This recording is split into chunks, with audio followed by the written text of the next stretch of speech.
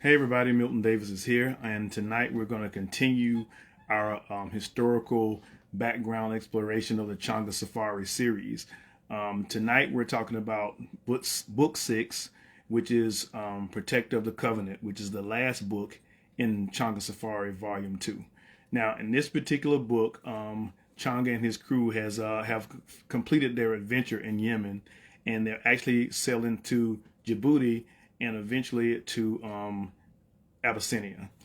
For those of you who have read the series, you know that some serious things took place in the second story with in the Amir Returns.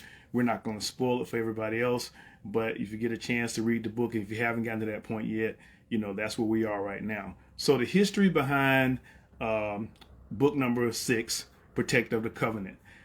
Basically, we have Michele, who is Changa's navigator, his irascible navigator, as I describe him, and he has decided to return home to fulfill his initial dream of becoming a priest.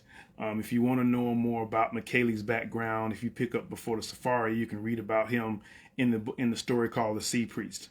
Well, that's where we end up in this area. Now we're in the Horn of Africa area. Unfortunately, I have to show you my backwards maps. And before I get any deeper into this, I'll put my disclaimer as I always do before. I am not a professional historian. This is information that I've gathered from doing research, from reading books, Googling and different things like that. You probably, or you might end up disagreeing with some of the things that I say, but the bottom line is that what it does is that it sparks research, and hopefully from this conversation you'll go on and do your own research and find out more about this history. So when we're talking about the Horn of Africa, this is basically what we're talking about. We're talking about that region that's right at the end of the Red Sea, and that goes into the Arabian Sea and the Gulf of Aden and different things like that. And this is where we are right now. Now, if you look at the map, the last part of the book of book 5, the Amir Returns, we were in Aden and we were in Yemen, and we actually had a situation where we traveled to Sana'a.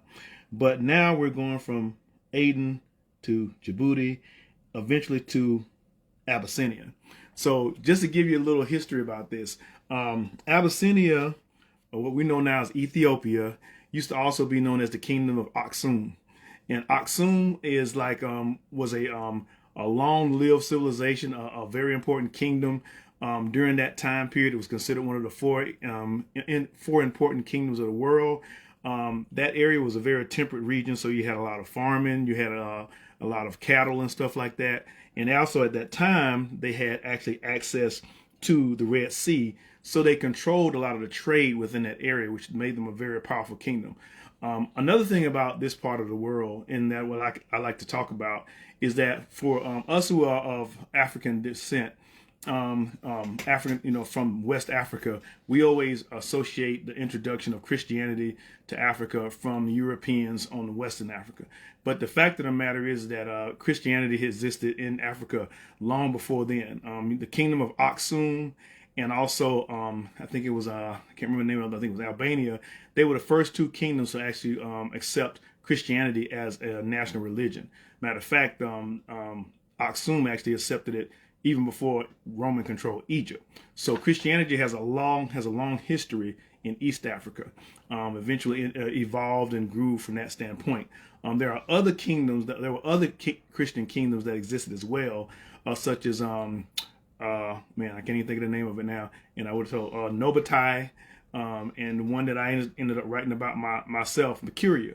But by the time that Changa ventures into this area, neither of those kingdoms actually exist at a powerful level, or what they used to be.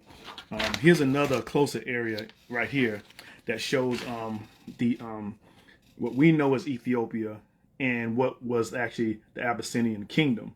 And you see, you have different, you have the Amhara, you have the Guargi, Beta Israel, Tigray, and these were all parts of Abyssinia. So this is the history that was going on when Changa and his crew came to that particular area. So just wanted to give you guys a little background on that. just let you know what's going on that. This is, like I said, these are not long presentations, but this was actually one of my most fun stories to work with, because in addition to dealing with that particular situation, I also introduced something that even went back farther than that, that actually touched on ancient Nubia. But to find out about that, of course, you have to read. You have to read the story. Again, just a short historical background on Changa Safari. The next story will be actually taking us into book 3. And actually, there's a situation that happened in between between volume 2 and volume 3, that sends Changa once again onto an adventure for accumulating wealth. But we'll talk about that as well. In the meantime, if you haven't started the series yet, this is the place to start. Changa Safari. This is book 1. Has the first 3 books in the series. And then, go from there to volume 2 and volume 3, and then eventually to Son of Infumu, which is the last book also. If you're a comic book person and you like to read comic books, we actually have started telling the Changa Safari series in comic book form, with the first story from book 1, Changa and the Jade Obelisk. This is the first book, issue number 1, and this is issue number 2. I'm thinking that we're all going to end up taking 5 comic books to tell the first story, and I hope this is going to be the beginning of us telling all the stories in comic book form as well.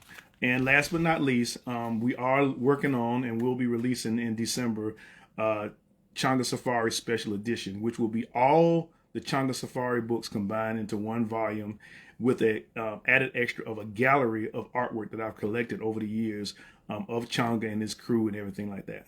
So hey, that's it. I hope you enjoyed it, and I hope you'll be here next week when we're going to Changa Safari Volume 3, the first story in that particular book, and we'll tell you a little bit of history behind that as well. Take care, y'all. Peace.